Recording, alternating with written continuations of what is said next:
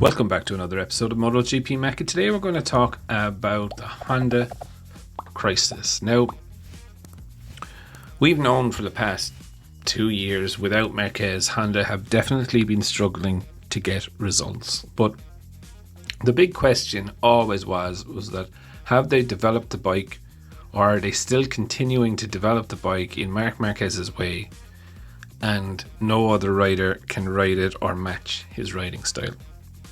And, it is fine to give an opinion or to say, oh yeah, that's what it is. But I've always been looking for a little bit of data to try and prove that maybe Honda have started to get this wrong in the way that they've done things. And it is not a very good or well-kept secret that Honda do favour one rider over another. And this has been always the way with Honda. And I found this graph where it lists the first Honda home in every championship and the second Honda home from 1983 to 2022. And what you will see here in this specifically is that up till 2018,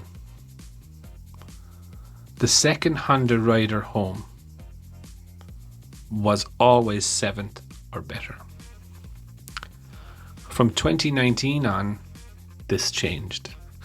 And in 2019, Pedrosa came home 9th in the championship. Yes, he did have issues. I won't say that he didn't. However, if you look at 2020, Alex Marquez 14th. 2021, Polo Espargaro 12th. In 2022, Polo Espargaro 16th. Now, so for me, in 2019, that alarm bell should have went off to say this is the worst second bike home ever. They have to have this data. They should have this data.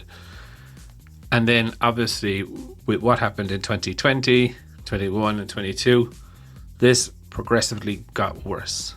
If you look at it, 2022, Marquez missed nearly half of the season and still came home top Honda. How can that be? And the main problem here is that even though that Honda is a brand new one from 2022, it's still Marc Marquez's way. It's still set up mainly or developed mainly around Marquez. What does he like?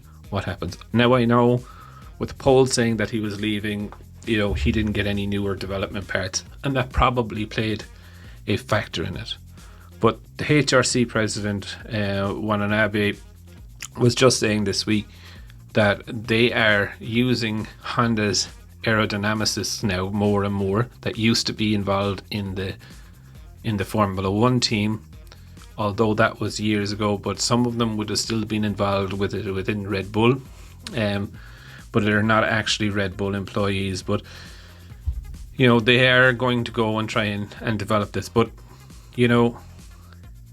for me, this is just more proof that eggs one basket doesn't really suit or doesn't really help anything. If you look at the strong point of a Ducati or go back a couple of years ago on the Yamaha, anyone that threw their leg over the Yamaha or currently throws their leg over Ducati can be fast. Not alien fast, that's the little bit extra that the rider adds, in my opinion. But when they throw their leg over the bike, they have a good grounding. I've always said this, that a rule of thumb in my view is that the second factory rider should always be within the top 10. That hasn't happened for Honda in the past 3 seasons. Yes, there's been weird circumstances, but again, saying that the results, they haven't really been there. And while we've seen Honda try the new aerodynamics, Mark isn't happy. He gave them, in my view, a bit of a kick in the arse.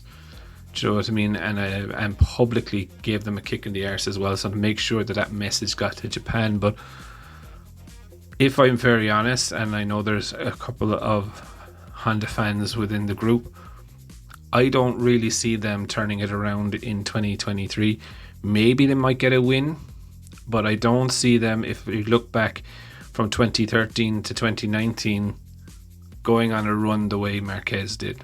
So I would definitely love to know your thoughts. What do you think overall of the Honda crisis? And in your opinion, how long do you think it's going to take Honda to get out of this hole? Definitely leave your thoughts in the comments below, and I'll be back again tomorrow with another video.